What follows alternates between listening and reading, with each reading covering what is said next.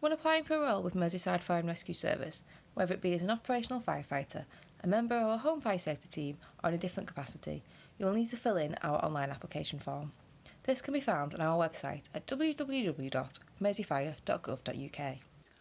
Once on our website, click on the Careers tab on the far right of the navigation bar and select the Current Vacancies option. Here, you will find all available vacancies at Merseyside Fire and Rescue Service. Follow us on Facebook and Twitter to stay up to date with job vacancies. Once you've found a position you're interested in applying for, simply click into it. You will then be taken to a page outlining the role's duties, as well as links to downloadable documents including a person specification and job specification. You should download and read these documents thoroughly before continuing with your application, as they will prove invaluable to completing the supporting evidence section. Once you're ready to apply, simply click the Apply button. At this point, you'll be prompted to sign in to our recruitment portal. If you don't already have an account, please click Register.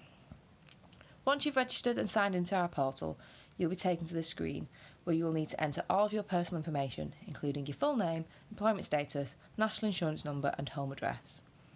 Not all of these fields are mandatory, but those marked with an asterisk are.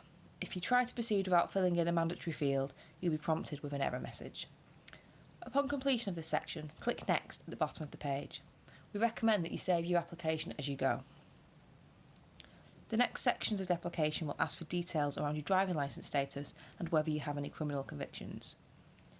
Next, you will be asked for details of your current and previous employment. You can add additional previous employees by clicking Add Details.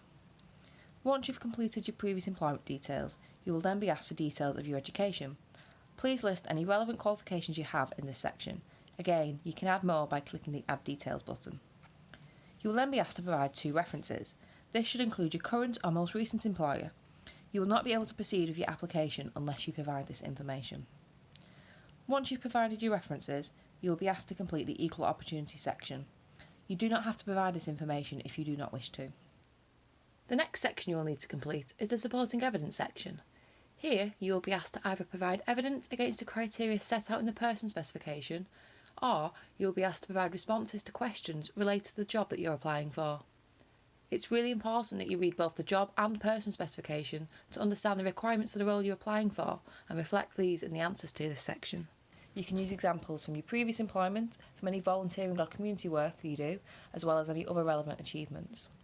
We recommend that you complete this section using a word processor and then copy and paste it into the section. Again, please make sure that you save as you go along. We cannot retrieve a partially completed application if you have not saved it. The qualification section gives you the opportunity to detail any qualifications that you feel are relevant to the role you're applying for. There is also an optional section where you can list any additional training you've received or any professional bodies that you're a member of. The final section of the application process asks how you heard about the vacancy that you're applying for. This information is not compulsory, but it does help us to tailor any future recruitment campaigns. Now it's time to submit your application. Before you do, we recommend that you go back over your application in detail and check that you haven't missed anything out. Once you've submitted your application, you won't be able to go back in and edit it. At this point, you can also attach your CV or any additional documents such as covering letters. You also have the option of previewing your application as a PDF. Once you click the Submit button, you'll be asked if you want to send a copy to yourself. We recommend that you do this as it will mean you have a copy for your own records. Once your application has been submitted, you will see this screen showing that your application has been submitted successfully. After this, your application will be sent to our recruitment team for processing. To ensure fairness, managers shortlisting application forms do so without access to personal information. Good luck with your application. If you need any further information, please do not hesitate to contact our recruitment team by emailing recruitment@merseyfire.gov.uk.